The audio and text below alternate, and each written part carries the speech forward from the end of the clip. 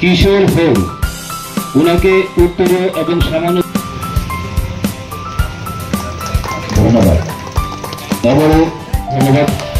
এবারে মিন্টু কুমার গুপ্ত ওনাকে উত্তরীয় এবং সামান্য সভাপতি আশিস কুমার বেদি আমাদের বিপ্লব চৌধুরী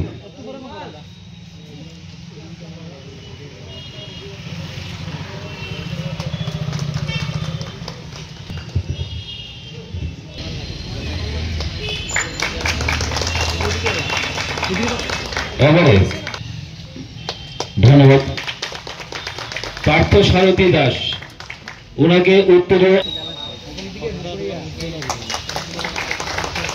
ধন্যবাদ। বুদ্ধ দেব ওনাকে ধন্যবাদ।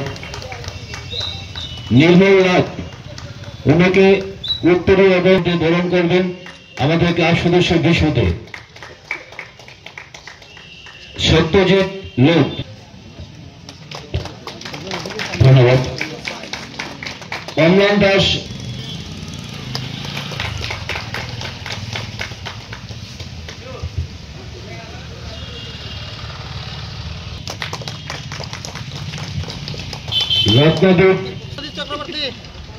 রত্নজিৎ ভট্টাচার্য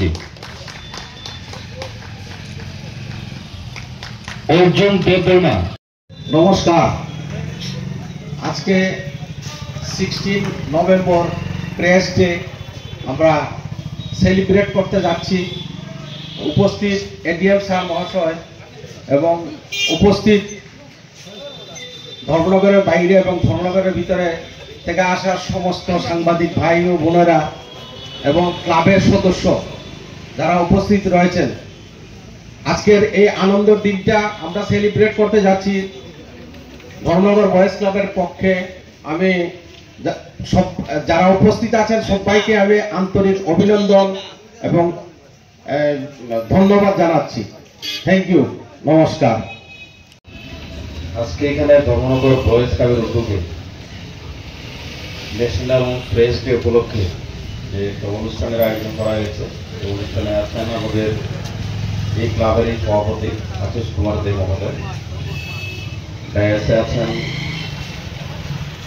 অন্যান্য যারা এখানে গেস্ট, বিভিন্ন প্রিন্ট মিডিয়া থেকে আগত সাংবাদিক বন্ধুগণ, এই ক্লাবের সদস্য সকলকে আমি প্রথমেই আমাদের ডিস্ট্রিক্ট অ্যাডমিনিস্ট্রেশনের তরফ থেকে অভিনন্দন জানাচ্ছি। আজকে আমাদের যে ন্যাশনাল প্রেস ডে, আমরা জানি আজকে 16 নভেম্বরে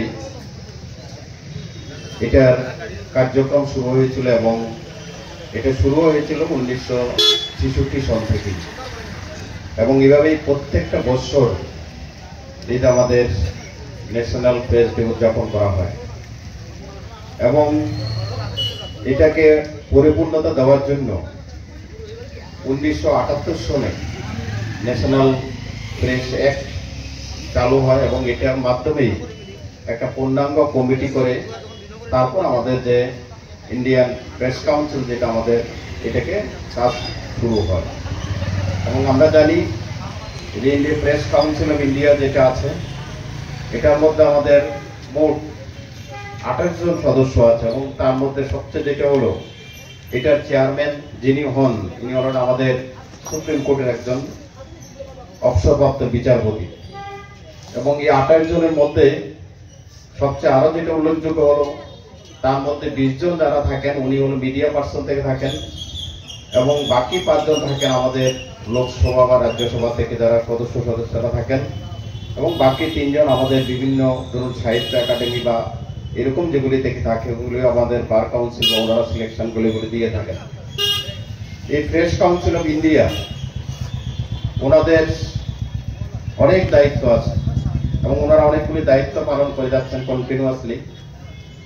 এই কমিটির যেমন আমাদের একটা অটোনোমাস বডি এবং এই কমিটির একটা ওনাদের প্রিজুডিশিয়াস ক্ষমতা ওনাদের আছে।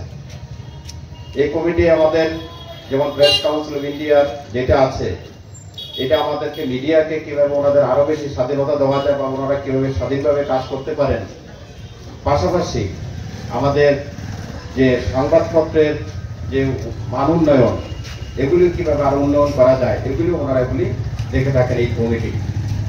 আমরা যেটা দেখতে পাচ্ছি, আমাদের যে সংবাদ জগতে যারা আছেন ওনাদের মাধ্যমে আমরা সকালবেলা ঘুম থেকে উঠলেই আমরা সবাই আগ্রহে বসে থাকি কখন আমাদের নিউজ পেপারটা দেখবো। আমরা এখন যেহেতু আমাদের সোশ্যাল মিডিয়ার যুগ, আমরা অনেকেই আমরা মোবাইলের মাধ্যমে অতি সত্তর আমরা দেখতে পারি, কিন্তু আমরা এই পেপারটাকে দেখার জন্য সকাল থেকে ঘুম থেকে উঠে আমরা সবাই অধীর আগ্রহ অপেক্ষা করি কখন দেখবো। এবং এই কাজটা যারা করে থাকেন, আমাদের সংবাদ জগতের যারা বন্ধুরা আছেন ওনারা এই কাজটা করে থাকেন। এবং এই ক্ষেত্রে যেমন আমরা দেখি এই সংবাদপত্রের মাধ্যমে আমরা বিভিন্ন জায়গাতে যে কাজকর্মগুলি আমরা করে থাকি আমাদের সরকারের তরফ থেকে হোক বা অন্যভাবে, অনেক জায়গাতে ধরুন আমাদের অনেকগুলি কাজের যদি আমাদের কোনো দুর্বলতা থাকে এগুলি আমাদের এই নিউজ পেপারের মাধ্যমে আমরা জানতে পারি এবং আমরা এগুলিকে কিভাবে সঠিকভাবে করা যায় এগুলো আমরা চেষ্টা করি। এই ক্ষেত্রে আমাদের মিডিয়া পার্সন যারা আছেন ওনারা ওনাদের অক্লান্ত পরিশ্রমের মাধ্যমে আমাদের সারা রাজ্যের মধ্যে পাশাপাশি আমাদের দেশের মধ্যেও আমাদের কিভাবে ভালোভাবে আমাদেরকে খবর সংগ্রহ করা যায়, আমরা কিভাবে খবর পেতে পারি, এগুলির জন্য ওনারা কাজ করে যাচ্ছেন। আমরা আশা করবো আগামী দিনেও আমাদের যারা মিডিয়া পার্সন যারা আছেন আপনারা আমাদেরকে ভালো খবর পরিবেশন করবেন এবং আমরাও চেষ্টা করব যাতে খবরগুলির মাধ্যমে আমাদের আরো কিভাবে আমরা সমাজকে উন্নয়ন করতে পারি, বা আপনারাও চেষ্টা করবেন কিভাবে আপনাদের খবরের মাধ্যমে কিভাবে সমাজকে আরো বেশি উন্নয়ন করা যায়। এই কয়েকটা কথা বলে আবারও আমি সকলকে ধন্যবাদ জানাই। আবার আলোচনা শেষ করলাম। নমস্কার। ধন্যবাদ।